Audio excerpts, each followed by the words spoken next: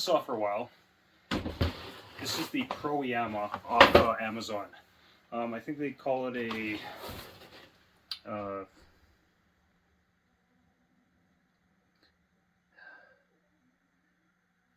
think they call it a 58cc saw on the ad. The model number is PCS50, which is probably stands for Proyama Chainsaw 50cc, which is right, because I already measured the bore and stroke on this, and this is a 49.3cc, your basic Red Max G5000 clone. This one came with a, they call it a 22-inch bar. I think it was a little short though. Really, there's like 20.5 inches sticking out. But unlike the other Zenoa clones I have, this one actually came with a 3/8 pitch chain. Most of them seem to come with a 325. This one comes with slightly nicer bucking spikes than some of the other ones. They're quite a bit meatier. Yeah, it's actually a nice looking saw. Like I said, I've had for a while. It's all stock except for the fact it came with a EPA catalytic converter muffler, which I replaced with one off. I got off AliExpress for like $1.92 plus I think $3 shipping to my door in Canada. But yeah, I have not run this saw, but today is going to be the day. I think this is actually one of the more premium ones that I see on Amazon.ca here in Canada. The price has fluctuated really up and down on the saw because I like watching. I paid $200 for a Canadian, which is higher than some of the other ones because you can get the sub mixes. I think I paid less for this sub mix. It's 55 cc's. There's gonna be a video coming out on that one too soon. Didn't finish on this one's okay. This top cover is a bit of a pain in the ass to get off. It's got a nice pleated air filter design. But yeah, we are going to run this. It has cap for winter mode. But yeah, it has a primer bulb. I'm not a fan of primer bulbs at all. Some people like them. I think they're kind of unnecessary. If your saw is running and tuned properly, you really shouldn't have to do that. I mean, but it's everyone's personal preference, right? I'm not trying to say one primer bulb is not a good thing. Just to me, primer bulbs are usually on lower end saws, which to be honest is a lower end saw. But it's actually, even though it's a low end saw, it's actually, these are built pretty well.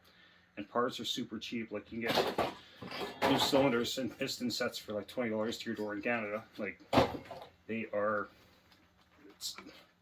they actually are not bad saws. So, but anyways, I'm going to. It's windy as fuck outside. But I've got some wood set up. The chain is stock. I might do a comparison against the Radley because they're the same CCs. I don't know if this will need a tune because they probably tuned it from the factory. Like it was going to have the EPA catalytic converter carb on it, which it does not. So we'll see what happens with that. But anyways, yeah. So I'm going to head outside in a bit. And as Bodie would say, break this thing's cherry. There he's in. Runs. I'm using that. Something's leaking on me. I'm using that Aspen 2 fuel that I got from work. Never used it. It says 40-1. It's 50-1. I'm sure it's fine. I'm pretty sure these have a high oil ratio because they're sold in parts of the world where they really don't probably have access to good two-stroke. Anyways, enough babbling.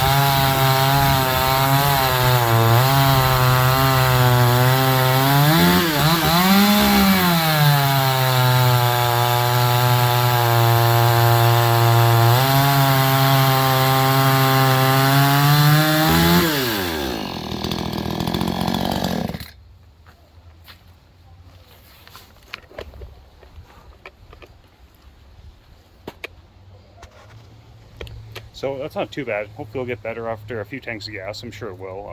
But yeah, I'll play with it more tomorrow. Next time I go to the woods. I'm going to do a video so I can compare that against the Radley. So it is what it is.